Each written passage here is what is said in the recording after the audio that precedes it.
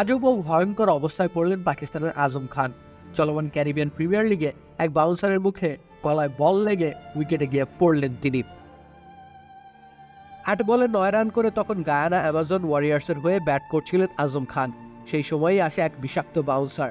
Hard hitter এই batter বাউন্সারের আঘাত সামলাতে পারেননি, একেবারে সোজা গিয়ে পড়েন উইকেটে। বলটা গলাতে বেশ ভালো জোরে লেগেছে তার। মাঠে নেমে আসে স্থবিরতা। গায়ানার টিম ডাক্তারও মাঠে চলে আসেন। প্রাথমিক সেবা দেওয়ার পর আজমকে নিয়ে যাওয়া হয় ড্রেসিং রুমে।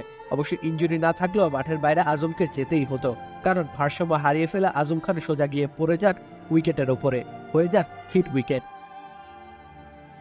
ওজনের জন্য বারবার শিরোনামে উঠে এসেছেন আজম খান। 136 কেজি ওজনের আজম খানের ফিটনেস একটা খুব বড় ইস্যু। সেই ইস্যু নিয়েই তিনি পাকিস্তান জাতীয় দলেও খেলছেন। নিন্দুকেরা বলেন, খামের এত দাগ হয় কিভাবে? এই যে ভাবি, দাগও যাবে রাগও যাবে, নিন চাকা সুপার হোয়াইট।